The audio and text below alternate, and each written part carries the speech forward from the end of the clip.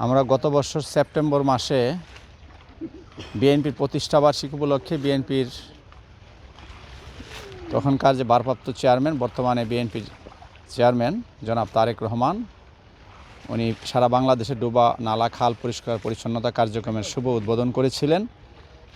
এই উত্তরাতে 2 নম্বর ব্রিজ 15 নম্বর সেক্টরে এখানে এসে বিএনপির সংগ্রামী মহাসচিব জনাব মির্জা ফখরুল ইসলাম আলমগীর সাহেব এটার উদ্বোধন করেছিলেন। তারপরে আমরা 54 দিন কাজ করে দীর্ঘ রূপায়ণের গেট থেকে বিজিএমের আগ পর্যন্ত প্রায় 4.5 থেকে 5 কিলোর মতো আমরা কাজ করেছি এবং 2 ধারে বিশাল বড় বড় ওয়াকওয়ে ছিল, যেটা আমরা পরিষ্কার করে অনেক অবৈধ স্থাপনা ছিল তাদের সাথে আলোচনা করে এগুলো সরিয়ে আমরা একটা সুন্দর পরিবেশ এখানে নিয়ে এসেছিলাম।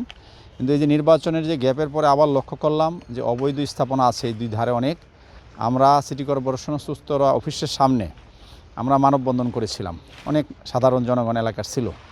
তারা বলেছিলেন যে এটা সিটি কর্পোরেশন 2 ধারের অবৈধ স্থাপনাগুলো সরিয়ে সরকারি অনেক জায়গা আছে বিভিন্ন জায়গায়, সেখানে তাদেরকে স্থানান্তর করা যেতে পারে।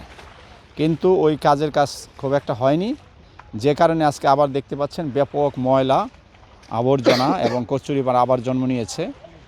আমরা এগুলা আজকে প্রায় 12 থেকে 13 দিন হবে শ্রমিক বাইরে কাজ করছে, প্রতিদিন 20-22 জন, 30 জন, কোনো দিন 25 জন। আমরা নেতাকর্মীরা সকালে এসে আমরাও 30-40 জন নেতাকর্মী বিভিন্নভাবে ভাগ করে কাজটা করছি।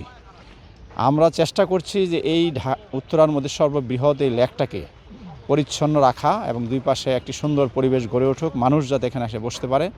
এবং আমাদের দলের যে নির্দেশনা অথবা আমরা যারা বিএনপির নেতাকর্মী আছি, আমাদের মধ্যে যে উপলব্ধি যে এই শহরকে যদি আমরা সুন্দর রাখতে চাই এবং মানুষকে একটা বিনোদন দেওয়া, এবং যে মশা মাছির যে জন্ম নিচ্ছে এখান থেকে যে দুর্গন্ধ, এই জিনিসগুলোকে পরিষ্কার পরিচ্ছন্ন রাখলেই এবং সমাজের মানুষকে যদি আমরা সচেতন করতে পারি, সেই লক্ষ্য নিয়ে আমরা বিএনপি নেতাকর্মীরা আসলে কাজ করছি।